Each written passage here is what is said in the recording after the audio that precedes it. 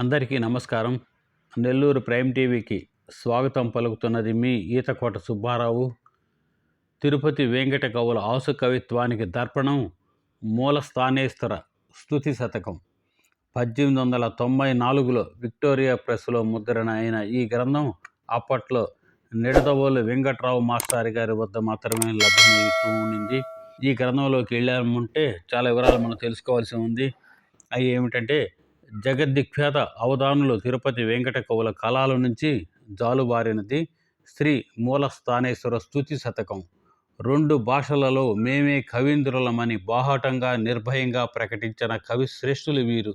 నెల్లూరులో సదాచార వర్ధని సభకు ఉపాధ్యక్షులైన కుప్పచ్చి లక్ష్మయ్య పండితుల అభిష్టానుసారం సుమారు 45 నిమిషాలలో ఆసువుగా రచించిన గీర్వాణ శతకం ఇది. ఇందులో స్తుతి అందుకున్నది నెల్లూరు పట్టణంలో వెలిసి దక్షిణ కాశీగా వెలుగొందుతున్న మూలస్థానేశ్వరుడు.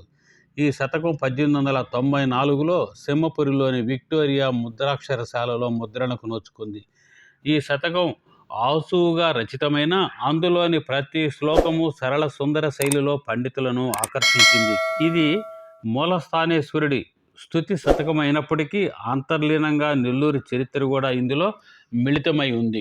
ఆంధ్ర శతక సంప్రదాయాన్ని అనుసరించి ప్రతి శ్లోకము మూలస్థానేశ్వరునిది ఆరాధించింది. సంస్కృతం ప్రాస నియమం లేకున్నా కొన్ని శ్లోకాలు ప్రాస సహితంగా ఉన్నాయి. గ్రంథ చివర వేదగాన అవధానములందు నెల్లూరు పండితులైన శంకరశాస్త్రి, మహాదేవ శాస్త్రులను శతక కర్తలుగా కూడా పేర్కొన్నారు.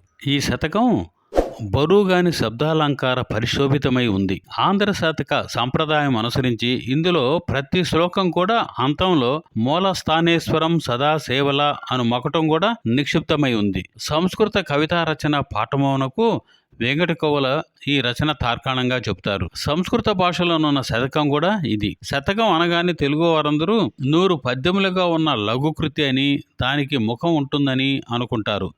శతకం అను పదం సంస్కృతం నుంచి వచ్చినదే, కానీ శతకం సాహిత్యమంతా తెలుగు కవుల సృష్టి. సంస్కృతం వేదకాలం నుండి శతక రచన సాంప్రదాయం ఉంది. అంతేకాకుండా ఈ శతకం గురించి 1894లో ప్రథమ ముద్రణకు నోచుకుంది.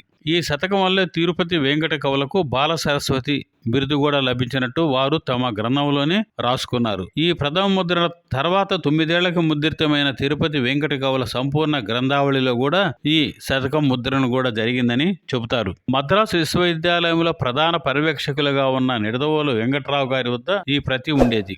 దీనినే అప్పటి నెల్లూరు జిల్లా పరిషత్ చైర్మన్ అంటే 1963లో నల్లపురెడ్డి చంద్రశేఖర్ రెడ్డి గారు ముద్రించిన శ్రీ ఇక్రమ తిమ్మపురి మండల సర్వస్వంలో ప్రముఖంగా కూడా ఈ శతకాన్ని ముద్రించారు.